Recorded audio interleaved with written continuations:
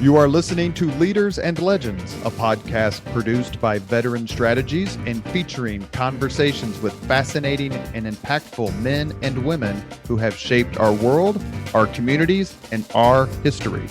My name is Robert Vane, Principal of Veteran Strategies, and your host for our discussion.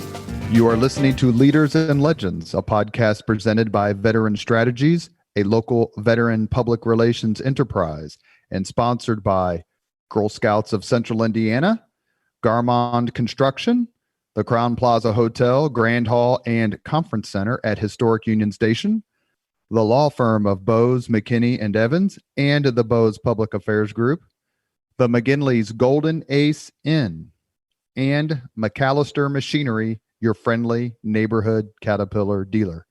You can find all your sales and rental equipment needs at MacAllister.com.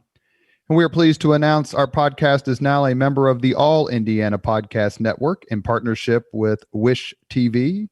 You can find Leaders and Legends at allindianapodcastnetwork.com. Thank you for joining us on the Leaders and Legends podcast. Our guests today are Secret Service legend Clint Hill and his co-author and a journalist and author in her own right who's written a very well-received biography of Betty Ford, Lisa McCubbin. Thank you both very much for coming on the podcast. Thank you for having us. Thank you very much. First, Mr. Hill, let me thank you for your service, not only for the Secret Service, but also in the United States military. Thank you. Appreciate that. Mr. Hill was born in 1932 and is a North Dakota. We haven't had many people from North Dakota on the podcast yet. Not that we're not open-minded. There aren't many people in North Dakota. And he graduated from college, wanted to be a history teacher, which, of course, we love here on the Leaders and Legends podcast, and was drafted in the United States Army and eventually became not only a special agent in the Army Counterintelligence Corps, but a member of the Secret Service. Started in 1958. Started in Denver, if my notes are correct. And then your first assignment, personal assignment perhaps, was guarding President Eisenhower's mother-in-law. Is that right? That's correct. I was in the Denver field office of the U.S. Secret Service. And Mrs. Eisenhower, Mamie Dowd Eisenhower's mother, lived in Denver. Her name was Elvira Dowd. And she was elderly and not too well. And so President Eisenhower was concerned about her and asked that we have an agent in her house from 7 at night until 7 in the morning. And so we would change off the agents. I was the junior agent for a while there at that time. And so I was there more than anybody else probably. And we would spend from 7 to 11, one agent would be there, and then from 11 at night until 7 in the morning, another agent would be there. And we just stood there. We were in the house, in the living room, or down in the sitting room where Eisenhower kept all his books. He loved to read Westerns, and they all ended up there in the Dowd basement in their family room. So we had plenty of reading material to look at, all from Eisenhower. And Mrs. Eisenhower would come out there frequently and meet with her mother, usually bring one of her sisters with her, Mike. And so we got to know the entire family. And later on, in about 1960, I believe it was, Mrs. Dowd died. At that time, I was at the White House, in the White House detail, but we went out there for the funeral, President and Mrs. Eisenhower. And the funeral, part of it was in the house there on Lafayette Street in Denver.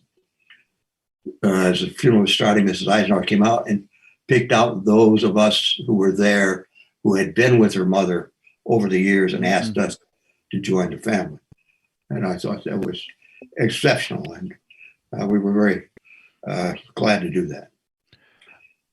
Lisa, your background, I want to ask about being in the presence of Dwight Eisenhower. I've been to the Eisenhower farm in Gettysburg, and it's one of the most unbelievable time capsule locations I've ever been to in my entire life. Like, they still have the playing cards and they still have the the green phones. It's amazing how well that's preserved. Lisa, you started out in journalism? That was your first love? Yeah, I've had a lot of careers actually, but yeah, I was a television news anchor and live reporter in Bakersfield, California, for a number of years, and then I moved overseas to Saudi Arabia, and they didn't have many journalist jobs in Saudi Arabia when I was there, so that's when I really started writing. And I was a foreign correspondent. I was in Saudi Arabia on 9/11. So that was kind of my writing background. And yeah, then I realized I preferred working in my pajamas. And so then I started writing books. I should note for the Leaders and Legends audience, she is not in her pajamas for this interview. What was it like being in Saudi Arabia on 9/11? It was very surreal. I had young children at the time, and I really tried to shield them from any of the television coverage because I knew they were going to have to get on a plane, to return home. Our family was very concerned about us, but we were concerned about our family in the States. And then, once it was revealed that it was Saudis that were, among the terrorists, the hijackers, then it got kind of dicey over in Saudi Arabia, and we had to be very cautious about going out and about, and we're concerned for our own safety at times. But it was a fascinating experience. Oh, I can only imagine. We had one of our Leaders and Legends podcast guests, a former governor of Indiana, Mitch Daniels, who was working in the Bush.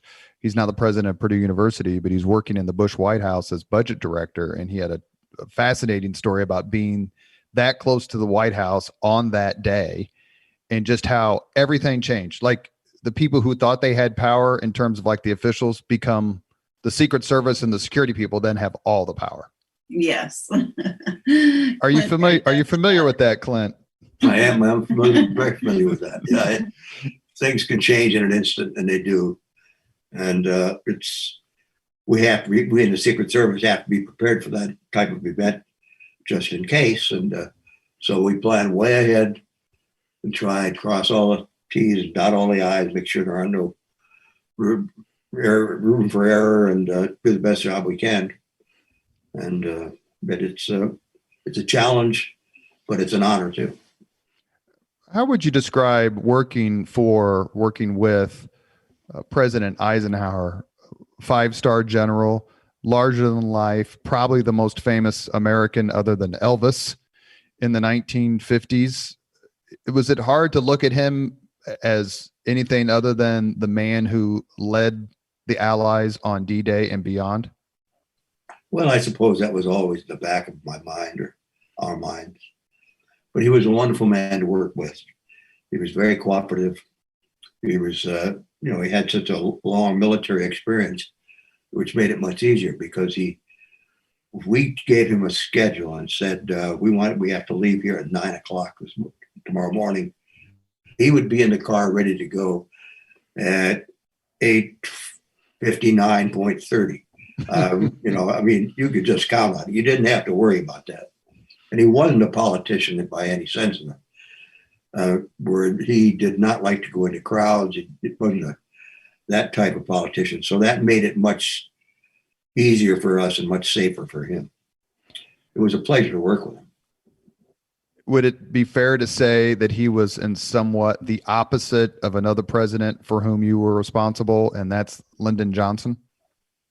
Well, only in some respects, All the presidents I worked with, all five, Eisenhower, Kennedy, Johnson, Nixon, and Ford, the one thing they had in common was a large ego, because that's the only reason they became president, pretty much. Eisenhower's ego was not as large as some, and Ford's ego was not as large as some. But he and Eisenhower and Johnson would differ in a lot of ways.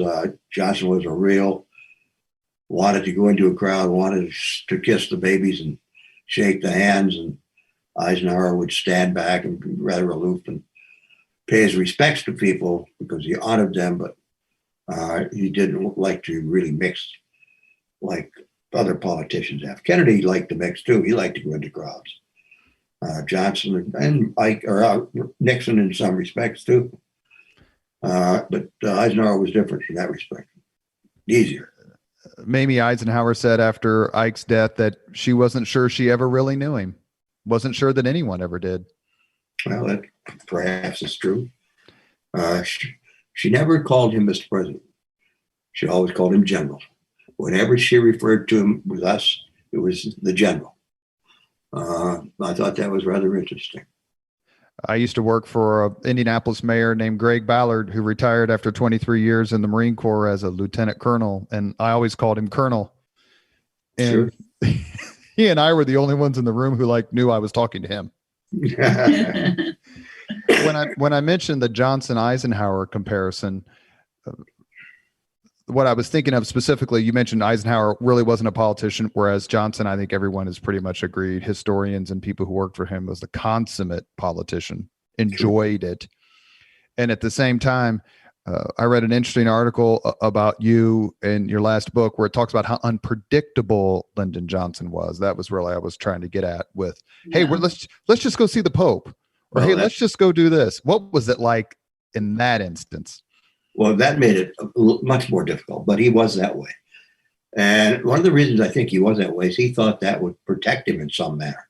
Nobody else would know what he was going to do. I mean, oftentimes when we were at the LBG ranch down in Texas, he would all of a sudden come out of the house, head for either the helicopter or a jet star that we had standing by right there at the ranch.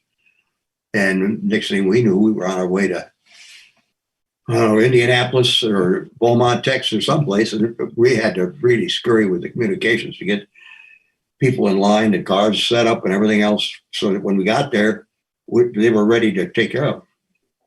So it was a real challenge with Johnson. Well, we're going to talk about respectfully talk about and ask about the events in Dallas in November of '63, but Johnson's behavior coming so close after the assassination of John F. Kennedy, did you just get the sense that he just didn't care? Like he didn't feel that he was less safe because of what happened then? Well, he cared a lot about his safety, a great deal.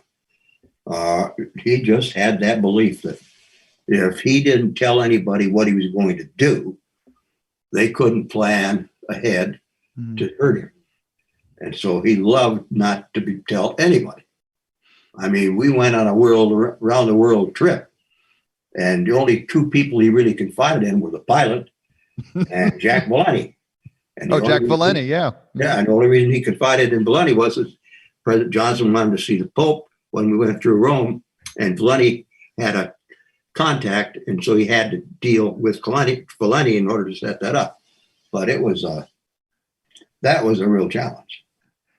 You're listening to the Leaders and Legends podcast. We're talking to Lisa McCubbin and her co-author on several terrific books, and that is retired Secret Service agent Clint Hill. Together, they have written the books Mrs. Kennedy and Me, which came out in 2012, 5 Days in November, which came out in 2013, 5 Presidents, which came out in 2016. I actually have to say that the 5 Days in November book, which we'll discuss in a minute, I read the entire thing sitting in a Barnes & Noble one day about 5 or 6 years ago. I picked it up, sat down at the table, and read the entire book while eating multiple cookies and drinking coffee or tea, whatever I had, because it was so terrific. And we'll post the link to get these books. And if you love contemporary American history and inside accounts of what happened on momentous days and with great people, please pick up these books.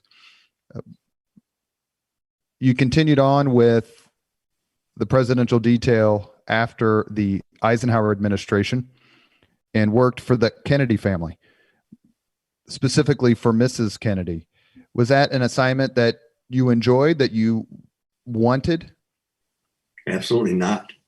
I was with Eisenhower, and the day after the election in 1960, we went to Augusta, Georgia, so he could relax and play some golf. And after the first round of golf, my supervisor came to me and said, Clint, he said, They want you to go back to Washington. They want you to see the chief of the Secret Service tomorrow. They have something planned for you. And I had no idea what they had in mind. So I flew back to Washington, went in that next day to see the chief. And after about a 90-minute interview with he and members of his staff, they decided that I was going to be the one to work with Mrs. John F. Kennedy, Jacqueline Kennedy. I was really upset, disappointed, angry, as a matter of fact, because I didn't want that kind of job. I had witnessed how the agents, what the things that they did when they were with Mrs. Eisenhower, or with Bess Truman, and they didn't do anything except, take her to lunch, watch canasta games, go to fashion shows. I didn't want any part of that. I wanted to be where the action was, and that was always where the president in the past had been. But as the way it turned out, because Mrs. Kennedy was so different, I was busier than I ever had been, traveling around the world, never a dull moment, and it was really one of the best assignments I could have ever had. Do you get the sense that it was that President Kennedy and Jacqueline Kennedy had more of a partnership, an active partnership, where she was involved in what he was doing, as opposed to maybe the old school way of Truman or Eisenhower? And that's one of the reasons why you were so busy. She was more involved? Well, she was more involved in other ways. She did not like politics either. Not like President Kennedy did. And she spent more time away from the White House than she did at the White House. They had a property they had leased out in Middleburg, Virginia. We spent a lot of time out there because she loved to ride horses. And this gave her that opportunity, ride with the various hunts out there, the Piedmont hunt, the Middleburg hunt, whatever the Orange County hunt. And then we would travel. Summers were up on the Cape at Hyannisport, Massachusetts. So sometimes winters were down in Palm Beach. Every year we'd go down there for Christmas and go back and stay there for New Year's and then come back for Easter. So it was an interesting time. And between that and to and from New York City on a regular basis, I was well-traveled. What was it like being around those young kids? Well, they were a delight. They were a challenge in their own way. We had there were two children. John was born after the election and before the inauguration on November 25th, 1960. So he was just an infant. Caroline was 3 years old. And we had 3 agents assigned to the 2 of them, and they were very well-mannered. Mrs. Kennedy insisted that they not be given special consideration. She wanted them to grow up like normal kids, which was very difficult. I told her I didn't think that was ever going to be possible because now they were always going to be the children of a president. And they were always going to be looked at that way by the general populace. But she was insistent that if they fell down, they'd have to get up themselves. We wouldn't help them. That I recall one instance, young John knocked out a tooth playing on a slide, and one of the agents took him in to see the doctor, and just so happened the president came out of his office about that time. It was on the south grounds of the White House. Wanted to see John, and the other agent that was out there said, "Well, sorry, John's not here right now. He knocked out a tooth." And Agent Wells took him into the doctor's office, and the president said, "Oh, that was a baby tooth, wasn't it?" And the agent said, "Yes, sir, it was." He said, "Okay, that'll grow back, no problem." And he went back to the office.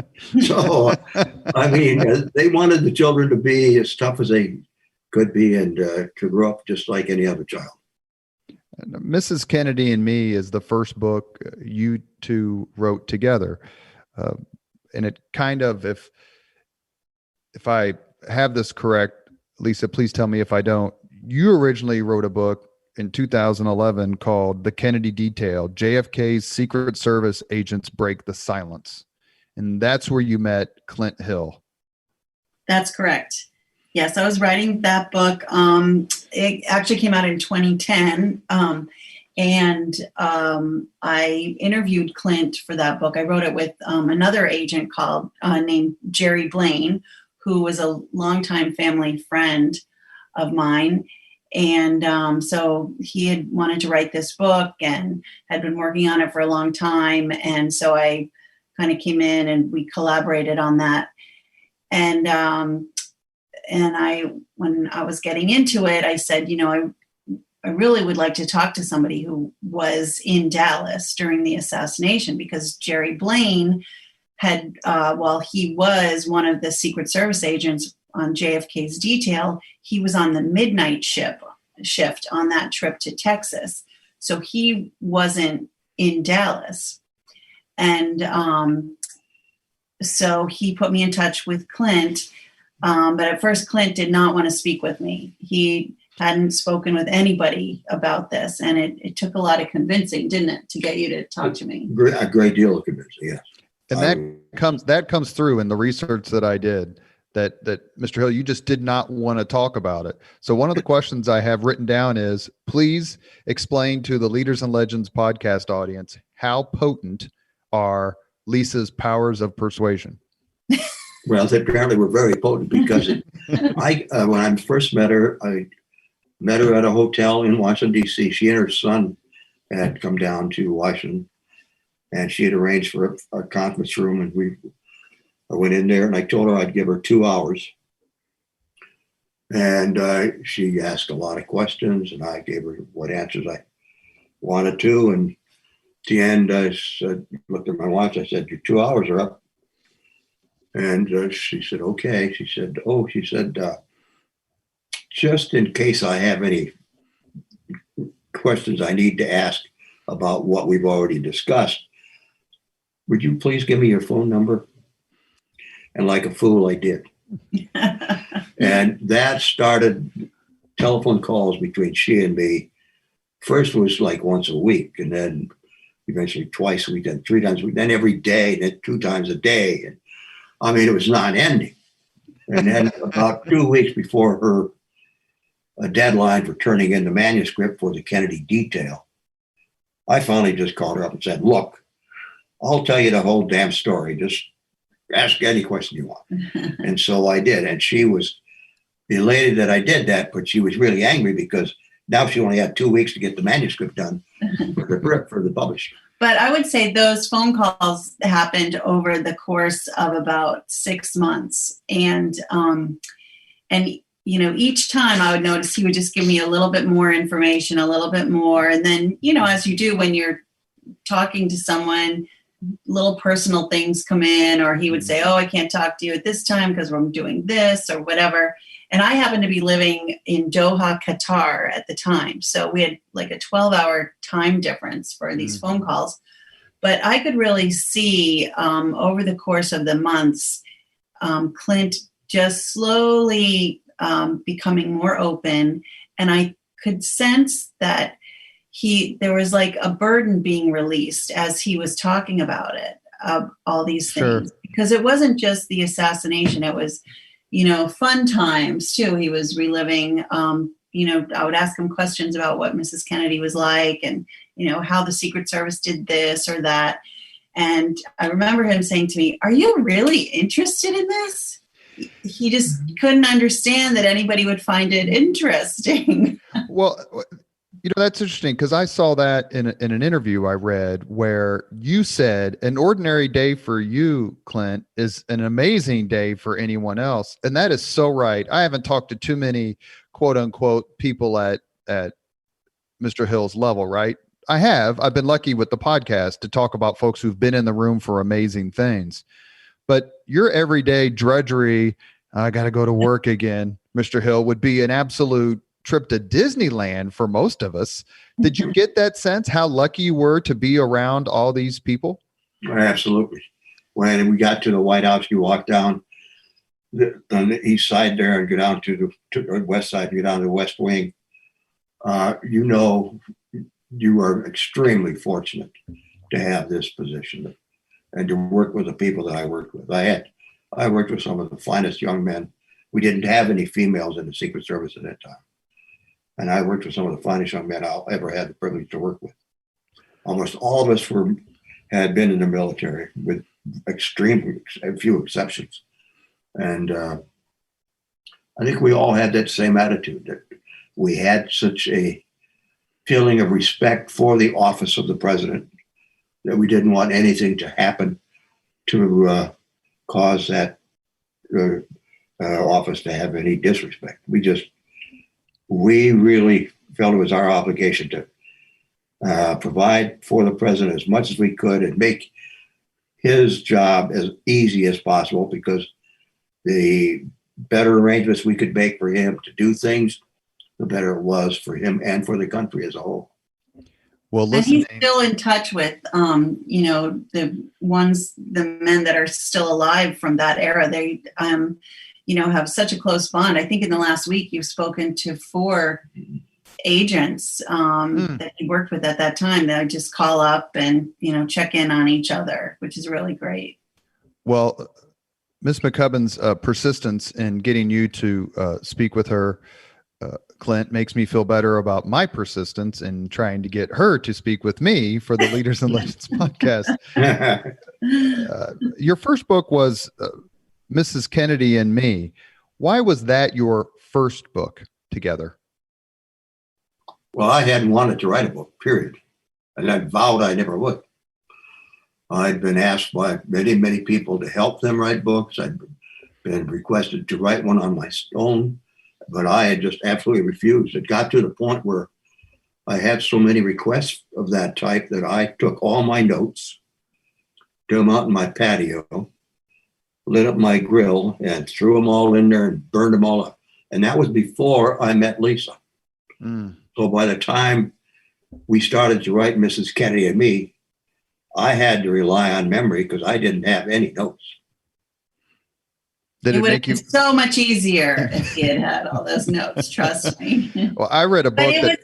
You asked why that was the first book. Well, after Clint helped Jerry Blaine and I with the Kennedy detail, and then he kind of toured around with us when we went on the book tour, and he admitted that he was feeling better by being able to talk about it, because he had buried these memories and emotions for so long.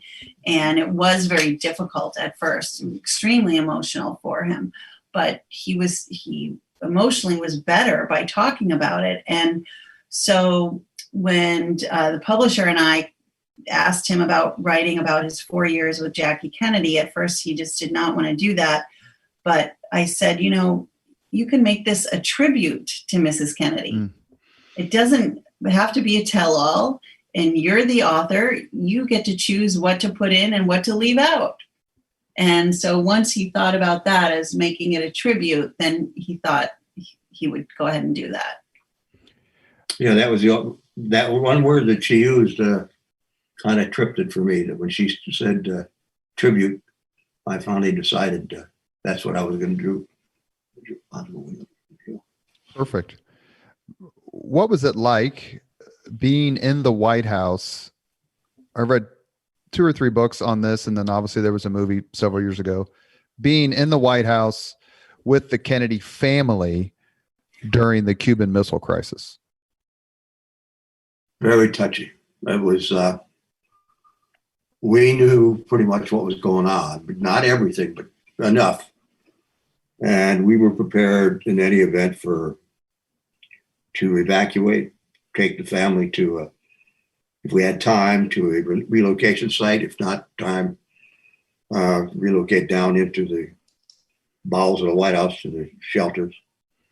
So it was real touchy. And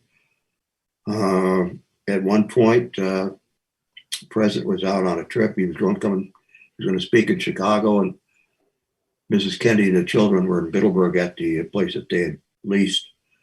And a call came in from the president. He wanted me to bring Mrs. Kennedy and the children back to the White House. He wanted them there with him. And so we took them back. And then a few days later, she got authorization from him to go back out there. And we went back out to the Middleburg estate, Glenora. And I think it was on a Sunday morning. He came out there in a helicopter, and when he came off that helicopter, he was all smiles. And we knew the situation was over. There's no longer a threat to the United States by the Soviet government or the Cubans. It was a relief.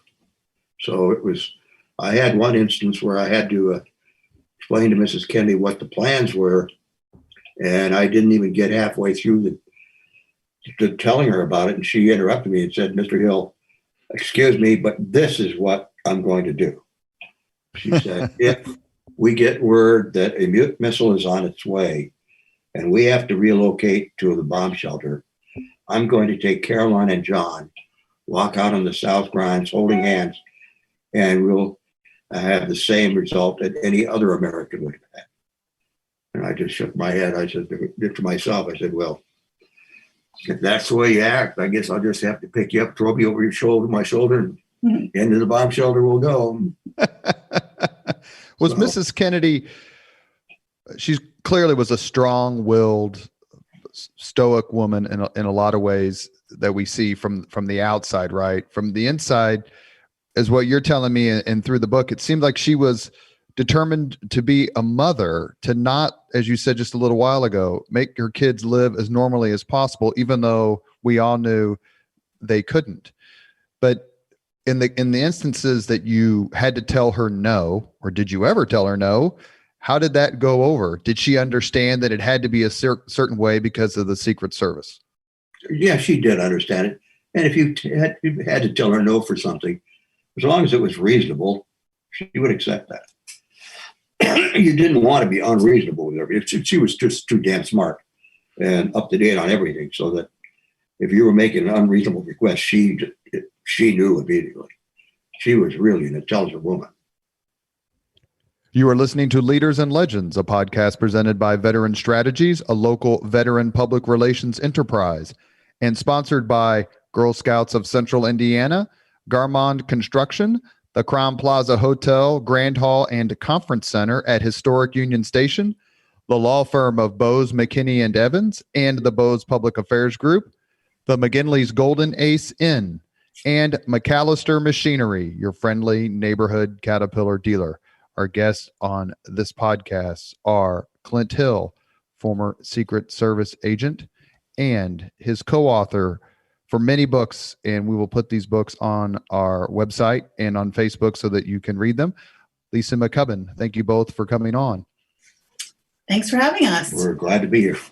The trip to Dallas in November of 1963, planned like every other trip, or was there something different about this presidential trip before it even started? And I'm thinking particularly about this being Lyndon Johnson's home state and him wanting to put on a great welcome. Well, it was different in some respects in that we knew that there was a group of people specifically in the Dallas area, that were very anti-Kennedy. We knew that the U.S. ambassador to the United Nations, Adlai Stevenson, had gone to Dallas about maybe 2 weeks or 3 weeks before this trip was going to take place, and that he was making a speech, or tried to, and he was interrupted by hecklers, driven off the stage, hit with a placard. So it was so serious that the night before our arrival in Dallas, we arrived on the 22nd, on the night of the 21st November, Chief of Police Curry got on the television in Dallas to plead with the people of Dallas to please show respect for President Mrs. Kennedy and Vice President Mrs. Johnson, Governor Mrs. Connolly, because he was concerned. But there was no real intelligence to indicate there was anything more than a political division taking place. We didn't have any other really serious intelligence information. And so the trip was fast. We went in on the 21st. We went to San Antonio and to Houston and then to Fort Worth. So that's 3 cities in one day. That's quite a rapid trip when you consider that each place has to have a speaking engagement. One of them had a dinner. And so we were very, very busy. But we didn't have any indication that what happened may be what was going to happen. In a December 2010 interview with BBC Today, you said, quote, Lee Harvey Oswald had all the advantages that day. We had none. And it was a very easy job to accomplish because of the way everything was laid out. True. Which advantages did he have besides perhaps surprise? Well, surprise was one.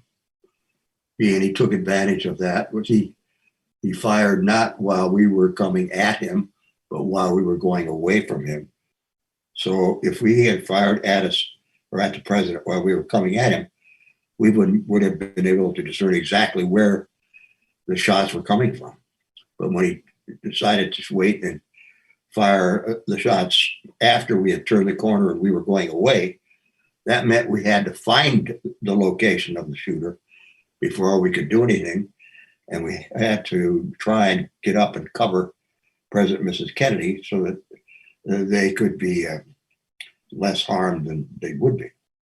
I tried to do that after the first shot was fired, I was on the left-hand side of the car that was right behind the president's car. It was on the running board of that car. There were four of us on the running boards. I was in the front position on the left side.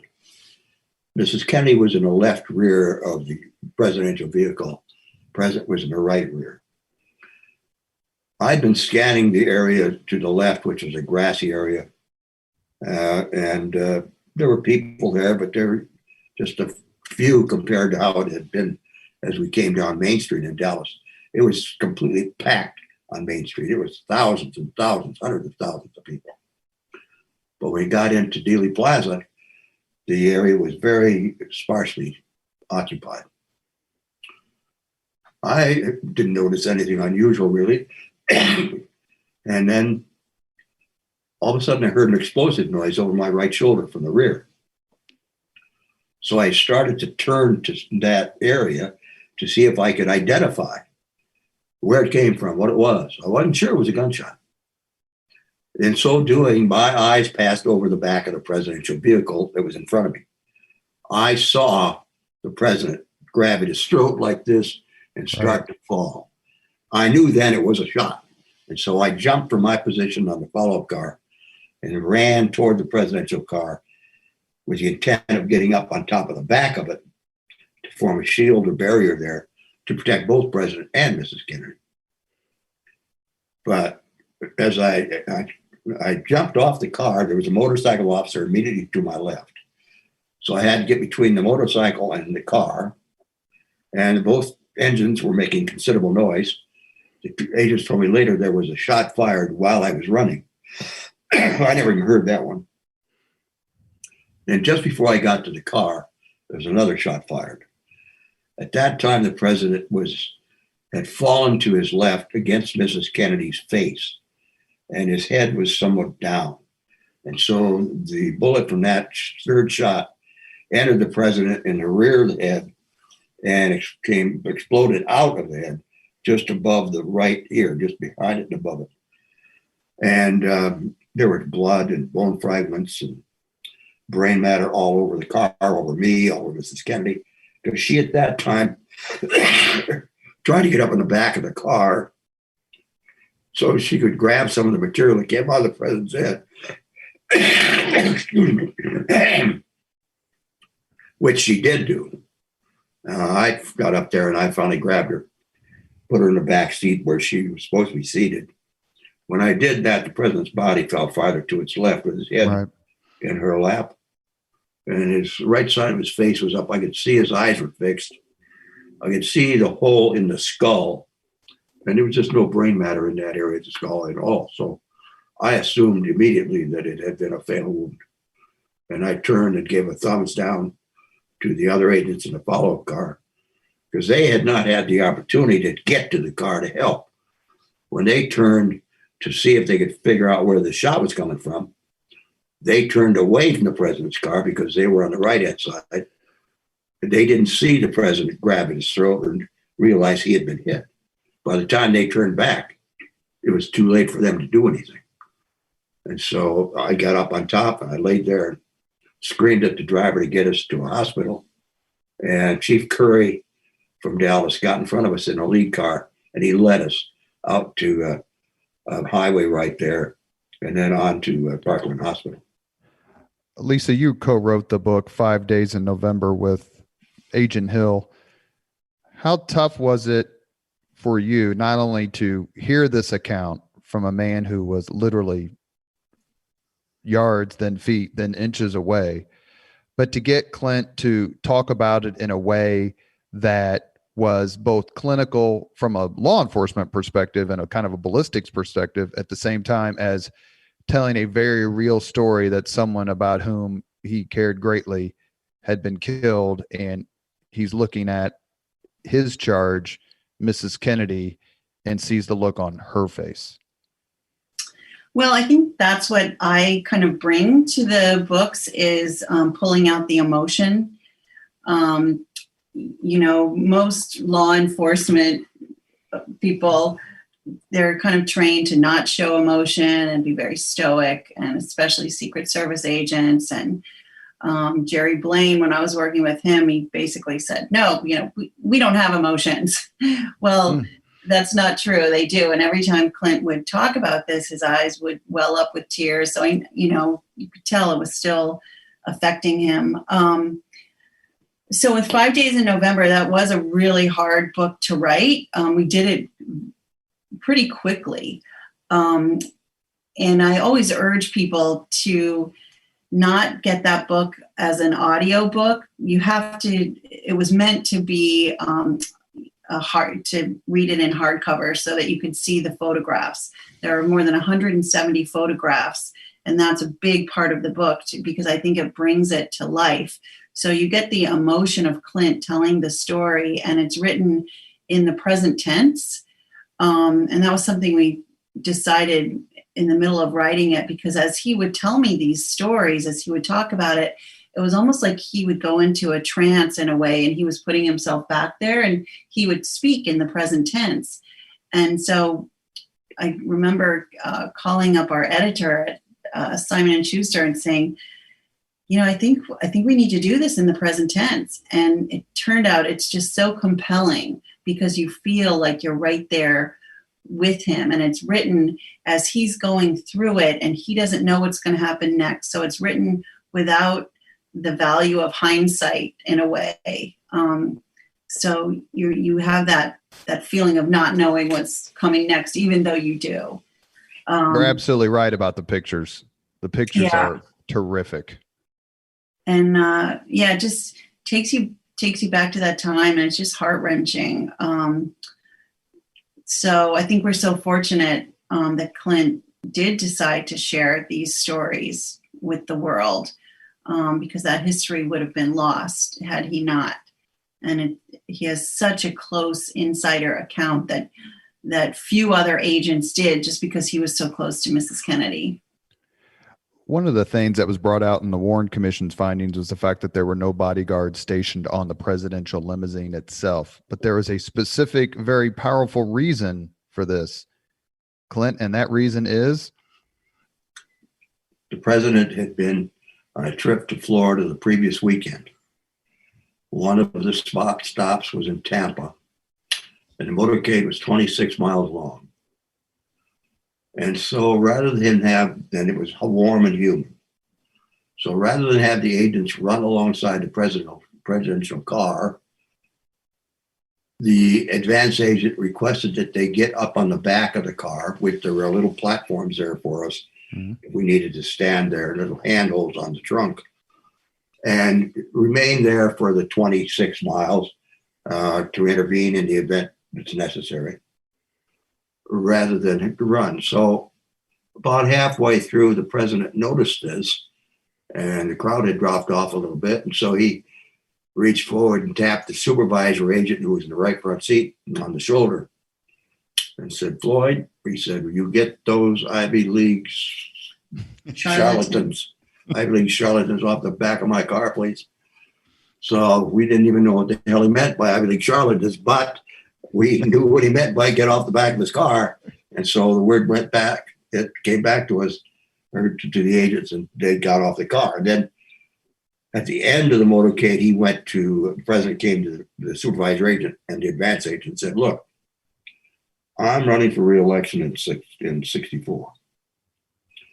If the agents are up there like that and appear to be hovering over me, the people will have a sense that I am separated from them, that there's a barrier between the voting public and myself, and I can't afford that to be the case.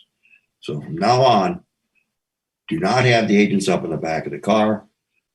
Unless it's an absolute emergency, don't have them that close to me at all, And so that's the word that went out. And when it came to Dallas, that was the word we were going to live by.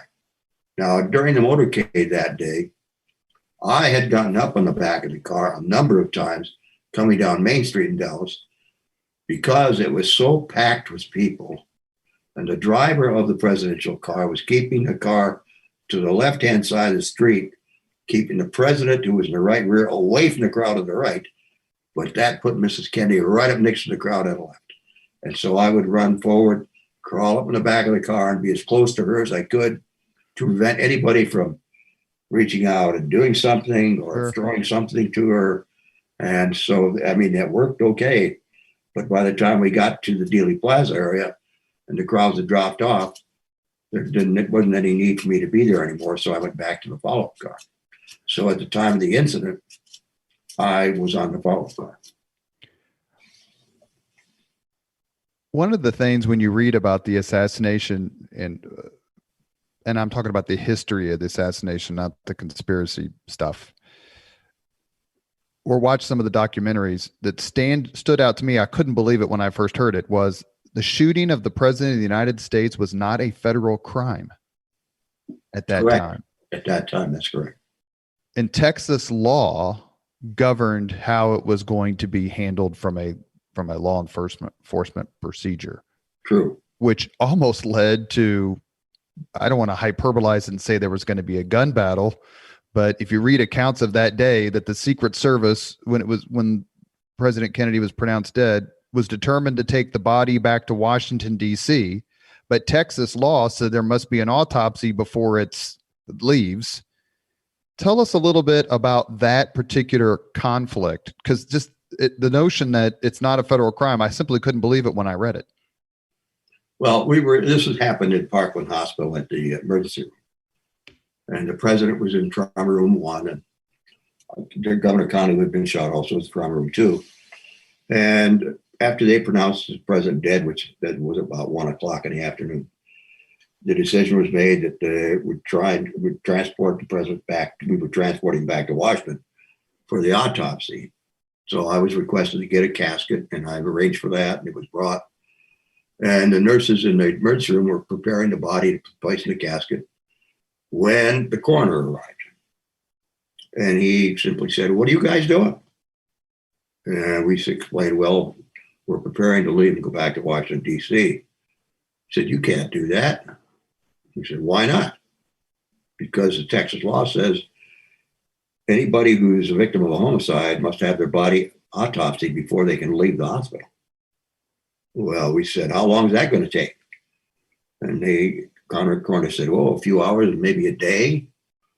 And we said, "That's just not acceptable. We're going to go anyway."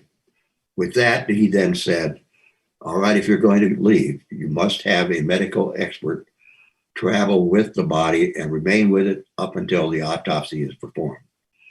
I said, "That's fine. We have Admiral George Berkeley is here.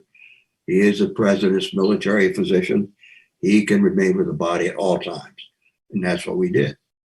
The nurses prepared the body, placed it in a casket, took the casket out, placed it in the hearse. Admiral Berkeley went out, got in the back of the hearse with the body and in the casket. And he was sitting there beside the casket. Mrs. Kennedy came out to get in.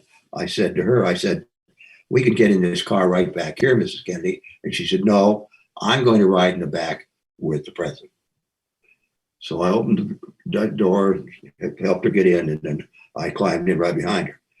So it was a little bit crowded in the back of that hearse. A casket, Admiral Berkeley, Mrs. Kennedy, myself.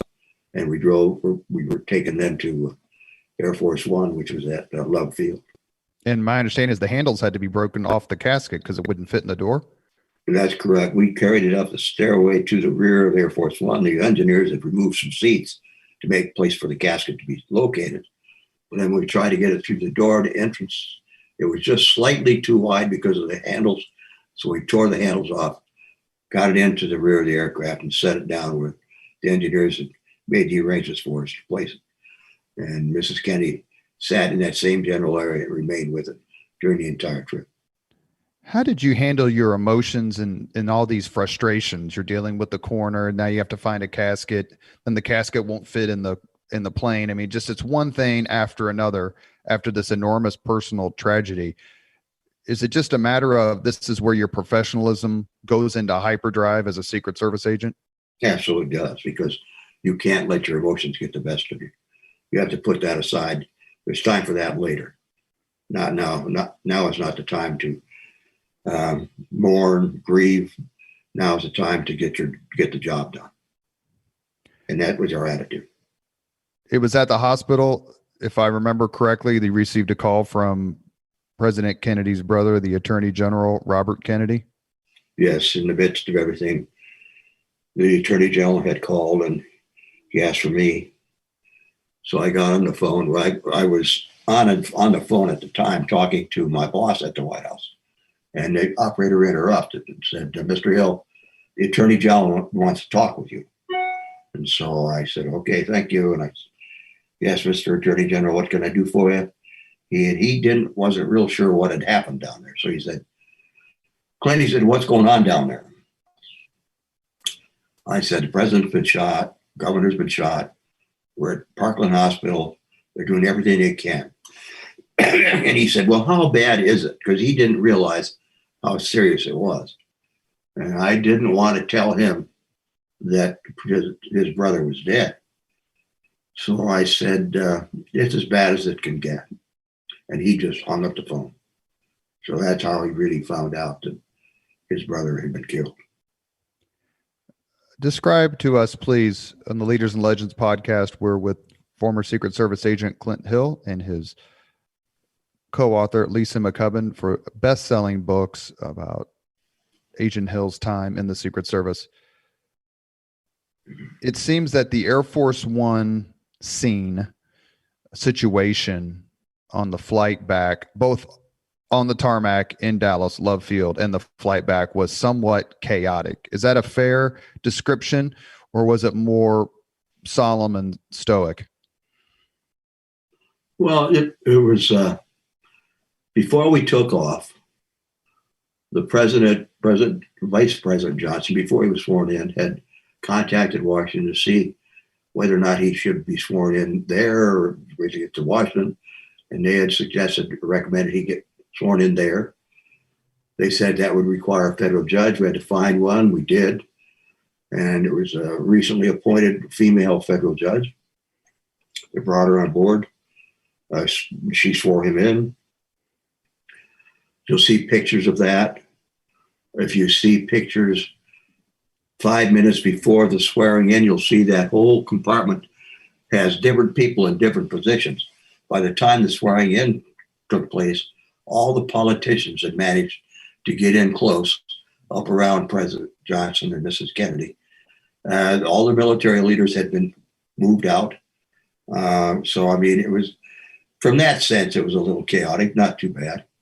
Because they wanted to be in the picture. They wanted to have that as, Well, you mentioned Jack Valenti in that famous picture where Johnson's taking the oath. Valenti's like poking his head out from behind somebody because he wants to see what's going on, which I guess is, a reasonable reaction. Because he ended up a good position at the White House. That wasn't so bad. Then the flight back, it was really rather quiet, the whole flight. The only thing that was going on was the general, the Army general and the Navy admiral had a difference of opinion as to where the autopsy should take place. The Army general wanted it at Walter Reed Army Hospital. The Navy admiral wanted it at Bethesda Naval Hospital. And they hadn't really decided But they forgot one thing. They forgot to ask Mrs. Kennedy what she wanted. Right. She made the decision. It's going to be at Bethesda Naval Hospital because Jack was a former Navy officer. That's right. And so that ended this discussion. But up until that point, it was rather nobody knew what was going to take place. If the inclusion of Mrs. Kennedy in the swearing in ceremony caused some bitterness maybe or angst that Johnson insisted that she be there, wouldn't go ahead with the oath, and you stop me where my history is wrong, wouldn't go ahead with the oath, wanted her there, and someone went to go get her, but there was some discussion because they're like, this lady has been through enough, let her just stay where she is. And Johnson wanted her in that photo. Well, and she felt the need to be in it for the good of the country. And so she did agree to do that. The only thing she didn't agree with, they wanted her to clean up, change clothes if possible, because her pink suit was covered with the president's blood and her legs were covered with blood.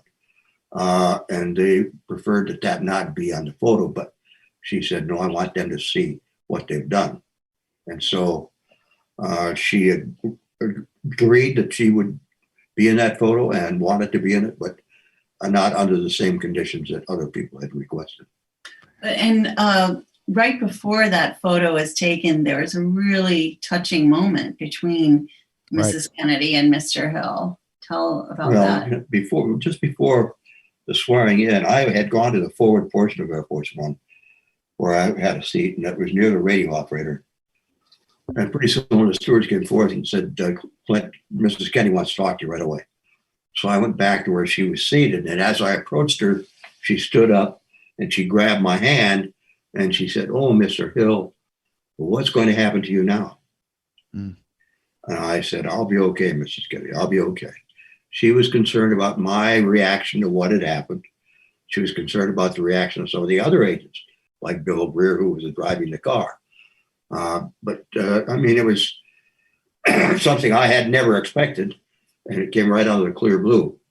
And I just told her that I'd be okay, and she accepted that.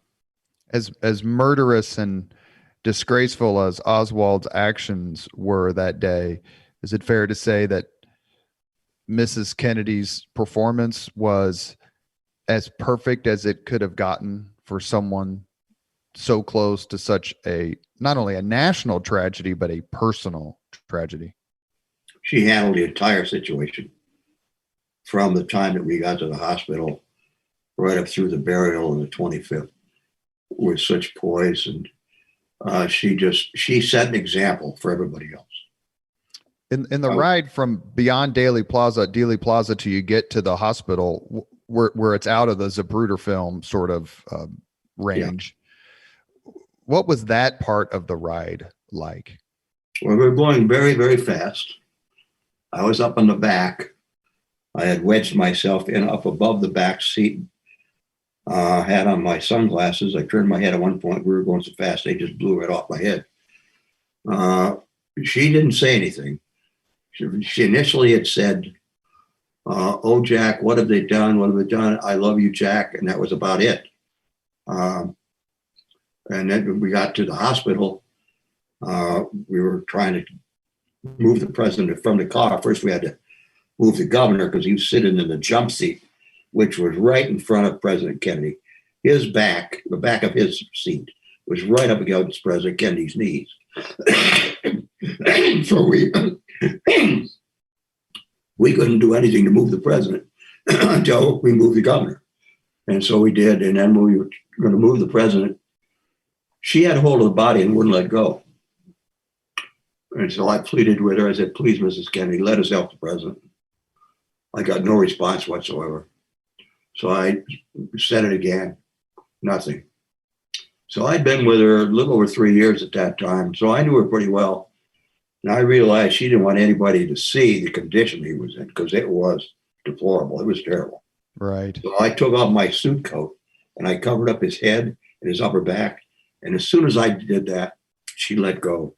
We lifted him up, put him on a gurney, and took him into trauma room 1 at the emergency room. and she followed.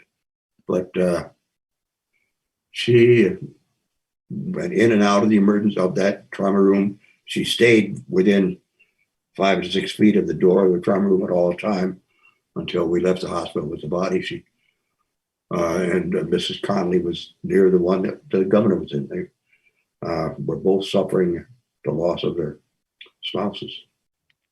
What was your reaction a few days later on national television when Jack Ruby shot Lee Harvey Oswald? Well, I didn't find out about it until after the fact, because at the time that happened, we were in the process of moving the body of President Kennedy from the White House on outside the White House to the caisson, taking it down to the U.S. Capitol to place it in state. And so we didn't find out about Lee Harvey Oswald until a little bit later. I was shocked, surprised, really didn't understand what exactly had happened. I didn't really find out and find out exactly what happened for years until I sat down and talked to a detective from Dallas, Jim Lavelle, who was the detective handcuffed to Oswald on the day that they transferred him, the day he got shot. And he told me that Oswald really never said anything. He kept on saying it was a setup. But that when he did know Ruby somewhat. A few days later, or whenever it was, 2 days later, I guess it was, he had the same assignment to transport Ruby out of the Dallas Police Department. You're taking him to another place. And in that day, he talked to Ruby and he asked him, he said, "What the hell did you do that for, Jack?" And he said, he said, "Jim," he said, "I thought I was going to be a hero, but I really screwed things up, apparently." And Jack said, or Jim said, "Yeah, you sure as hell screwed things up. We really wanted to interview both Oswald and then Ruby." Do you have a word or two in the few minutes we have left, but in a word or two to describe all of the conspiracy theories and all the books that have come out about what happened in Dallas? How does that affect you personally? Maybe you believe one of them. I'm not an expert in any of it, obviously, but just in generally the obsession with the conspiracy theories surviving Dallas, which actually is a big part of the movie In the Line of Fire, of which I know you were not only a part, but somewhat based on your life. Well, the conspiracy theories are just that, theories. There's no fact involved. There's one, almost every day you hear a new one. There's none of them that are reliable or have any information that is close to being correct. So the biggest mistake of all, I guess, was when Oliver Stone made that movie, JFK, and he did a disservice to this country by having it say the things that it said and the things that he alleged. I have Jim Lavelle again. Jim was a member of the Dallas Police Department. He had retired, I guess, and when Stone was doing the movie, he had been contracted as a consultant. And at one point, Jim told me that he had gone to Stone and said, "Look," he said, "Oliver," he said, "the things you're doing, they're not actually true. That's not factual." And Oliver said, "Hey, Jim, this is a movie. We can do it any way we want to. We don't have to stick to the facts." And that's exactly the case. You actually just anticipated my next question. My next question is, what do you think of the movie JFK? So I'll skip that one. Lisa, as the author, as the co-author, as the journalist talking to Clint, as he's relating these stories and these personal memories, can you think of one or two things that surprised you? Many, but probably the first thing that astonished me was when I was writing my first book called The Kennedy Detail, that none of the agents had ever talked to each other about the assassination. They went through this horrible tragedy and they buried it inside. There was no counseling for them. There was no time off. they went straight back to work and just had to work harder. All the agents that had been with President Kennedy suddenly were now protecting President Johnson. So they're just, having to go back to work and work harder. And some of them left the Secret Service shortly thereafter. Many of them stayed. And in all those years, the anniversary of the assassination would come up and they just never talked about it. They didn't talk about it until we started writing this book in 2010. And Discovery Channel did a documentary where we took Clint and Jerry Blaine and Wynn Lawson and Paul Landis and a couple of others back to Dallas. And they were in the sixth floor museum. Now it's called the Sixth Floor Museum, the Texas School Book Depository. And they talked about the assassination together for the first time. And it wasn't that they weren't allowed to or anything like that. They said it was just too damn painful. And a lot of this is the code, I would imagine, and Clint mentioned it earlier about the fact that so many of these men had served in the military, probably in combat, and they didn't talk about that much then either. Right. It's true.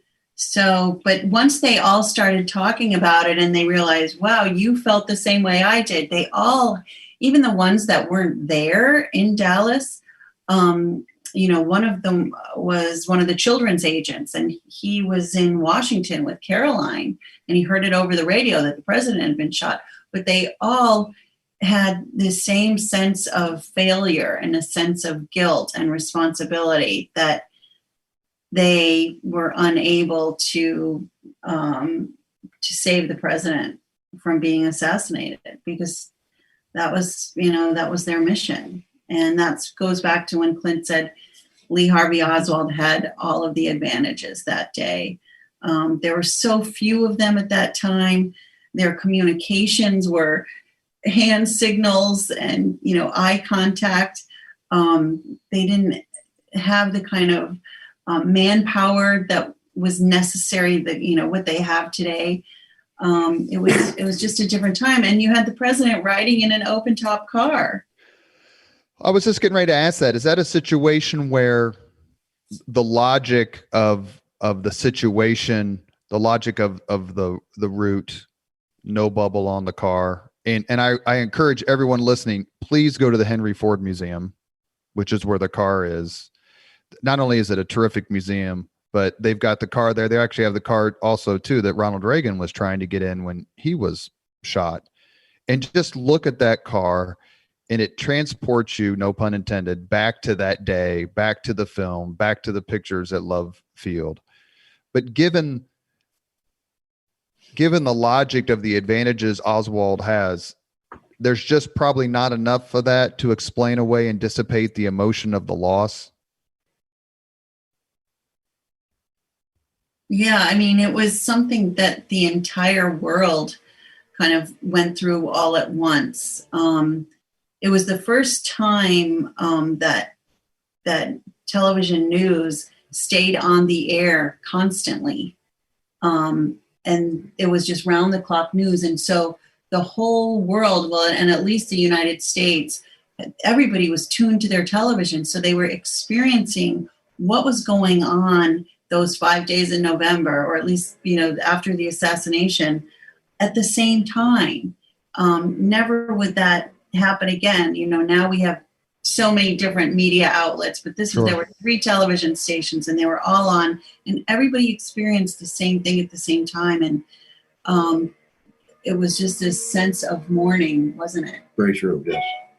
It never had happened before. This is really unusual. No commercials, strictly. There were just hour after hour after hour of news reports. And that went on for days. And people just couldn't believe that this had happened. And I think that's what started the conspiracy theories, is people couldn't wrap their arms around that one person could have done this. One person acting alone. They didn't think it was possible. And but if you check history, almost every one of the assassinations is exactly the same way. Even attempts like the attempt to assassinate the congresswoman from Arizona. It was a single individual, not an organization, just one guy. Gabby Giffords, is that right? Mm-hmm. I mean, and this is the case in so many of these things. Well, the two attempted assassinations of Gerald Ford in September of 75, one of them is a Manson cult member, Squeaky Fromme, and the other's Sarah Jane Moore. I know. And there's no massive organization. It's just a couple people who either want to be famous or don't know how, in Squeaky's case, didn't even have a bullet in the chamber, but are just have their own grudges or their own mental issues. One of the things I wanted to ask you about very quickly is you stayed as Secret Service agent for the Kennedy family, Mrs. Kennedy, Caroline, and JFK Jr. after the assassination. Why was that done? And what was it like to be with her so soon after this horrific watershed event? It was done at the request of President Johnson. They decided it was necessary to have someone with she and the children.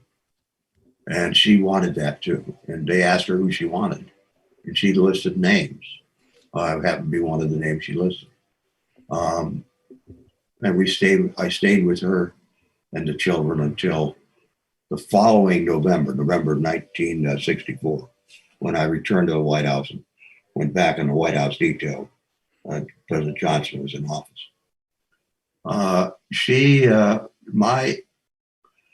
It was really tough, I can tell you this, in December of 63, to be with she and the children down in Palm Beach, Florida for Christmas, with her sister and her sister's husband and their children. And to see them on a daily basis going through this Christmas, was supposed to be a happy holiday season, and it certainly was not. And it really ate at me to realize that we had a responsibility to protect the president, and we failed to do so. And it just ate me up. And subsequently, I stayed in the Secret Service until 1975. And it finally got to the point where they retired me on it because I just couldn't handle it anymore. And you've been amazingly honest and open and courageous about talking the PTSD, the guilt, and the substance abuse and everything that you went through and used to cope, not only with your own awakening as you came out of it. How has your friendship with Lisa made a difference in your life? Oh, it's changed my life completely. I went into a deep depression beginning in 1976. I was retired in 75. I went on 60 Minutes in the fall of 75. And I broke down on camera for the whole world to see. I subsequently went into a deep depression. I stayed in that depression. Like you said, I was medicating myself with alcohol. I kept the Scotch industry in business and the tobacco companies. And in 82, my doctor told me, he said, you've got a choice to make. You either quit doing what you're doing or you're going to be dead in a short period of time. So I did. I just cold turkey quit drinking and smoking. But still, even though physically I started to get better, I still had this emotional problem regarding the assassination, the feeling of guilt. Why couldn't I have done more? Why couldn't we as an organization have done more? And it just really was bad. And then when I started to talk to Lisa, somehow it was like a valve had been turned off. It was released. And I felt so much better. The more I talked about it with her, and then we went out and talked to the public, the better I felt. And I didn't realize that until after it occurred that would happen, and it did. I had a tough time talking about it. The first few times I would break down, especially talking about seeing John salute his father at the day of his funeral, because I was close to the children as well as Mrs. Kennedy. And but over time, I realized that I was getting better. And in subsequent years, I've actually recommended to people who are suffering from PTSD, they should talk about what happened in their life. because that's the one thing that will make you feel better, and your whole system will feel better. And just talk about it, be honest, get it out. It helps. Lisa, how has your friendship, your close friendship with Clint changed your life? Well, it's changed my life completely as well. Well, he's a wonderful person to partner with. And, we've had great success with the books. I have an appreciation for history that I never had before.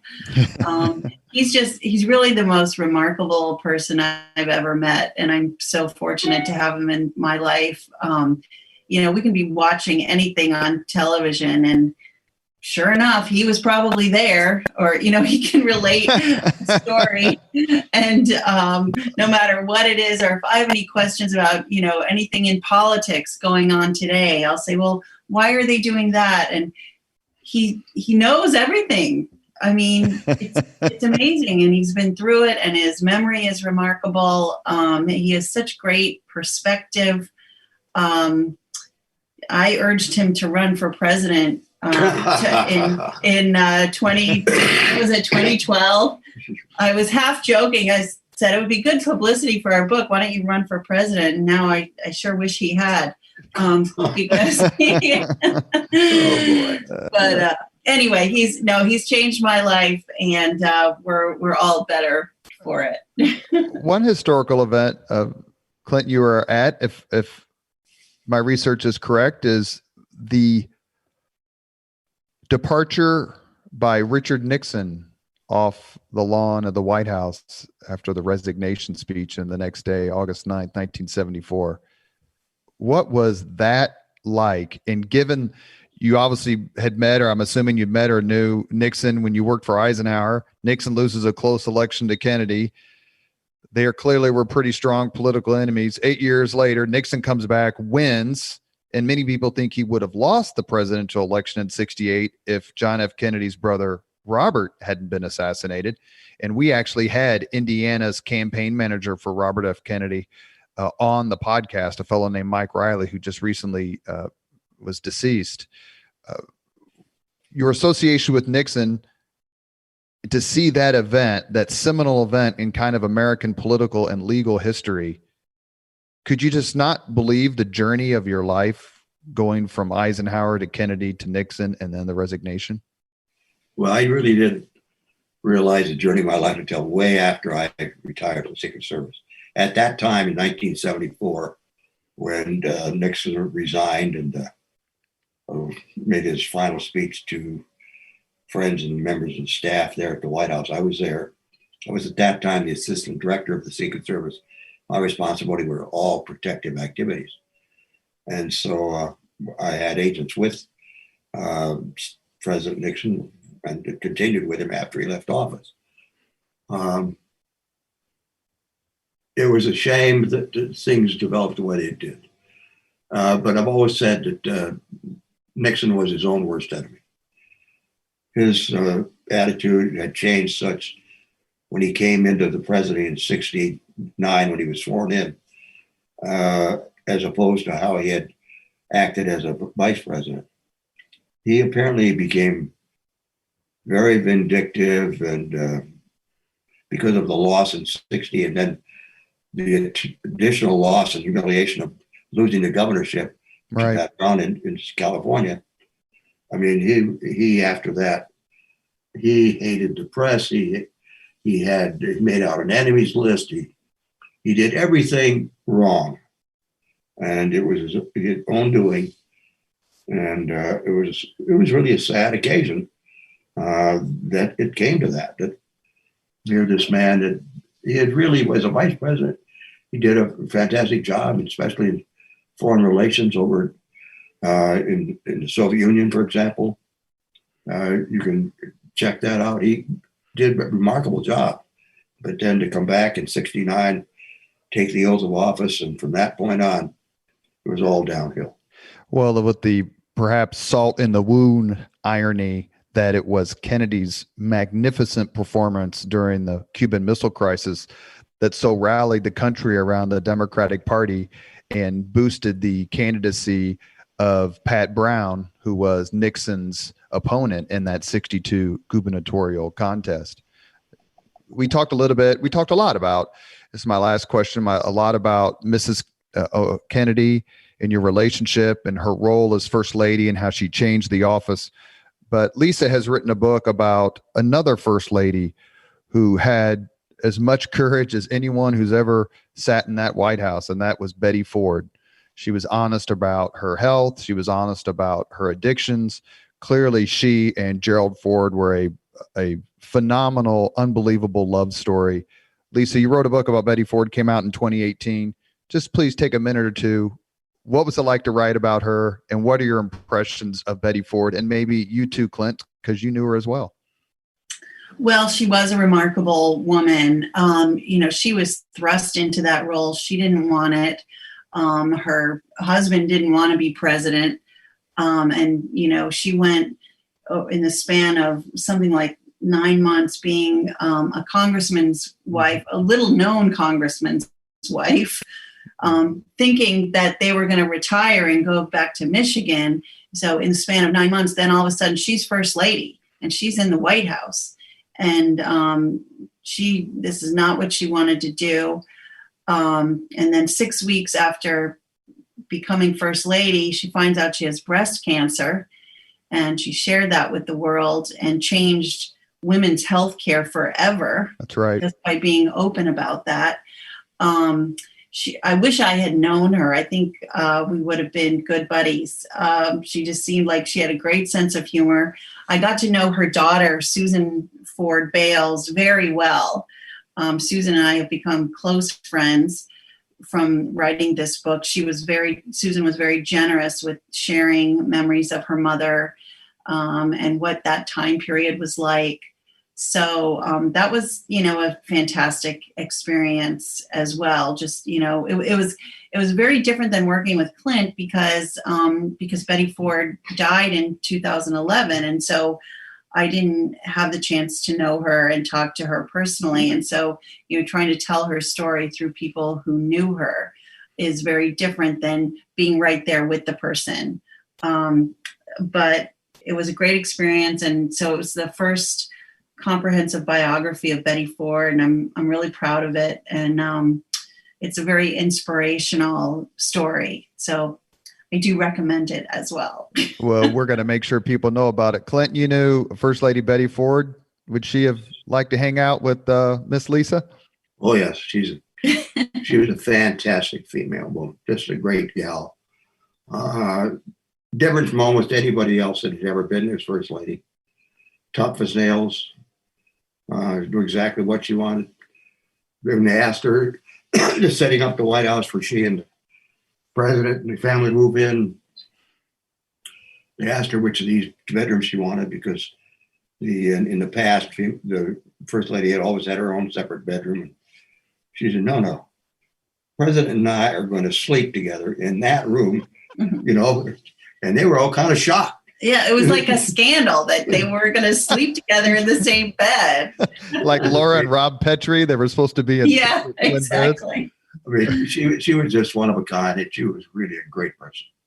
And that was two shocking transfers of power within 11 years of each other. Assassination in 63, resignation in August of 74.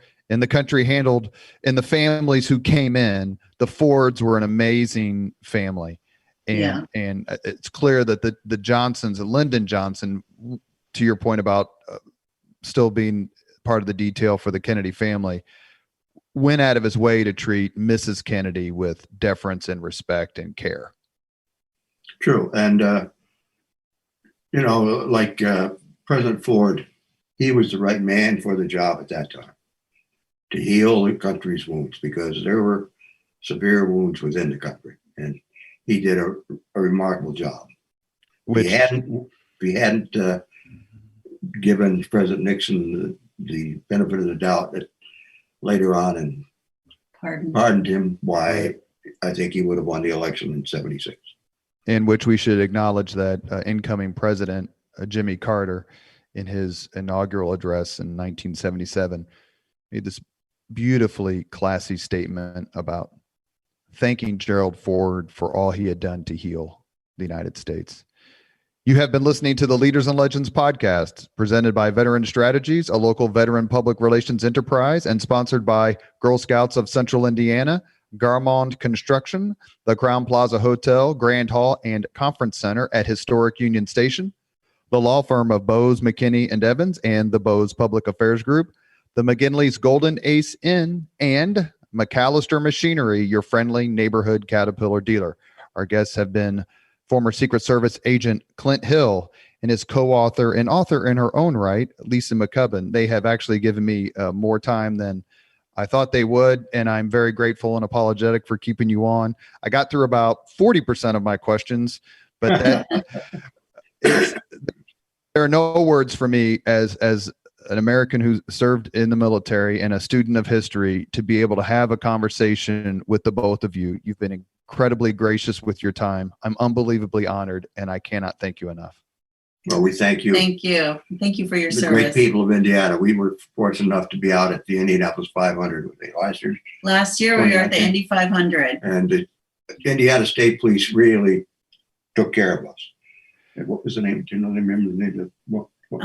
Patrick Edders. He was personally assigned to us, and We had our own bodyguard. well, I mean, he just made sure we could get around and do the things we needed to do. It was amazing. What was that like, Clint, to have someone making sure things go right for you? I began to appreciate much how much.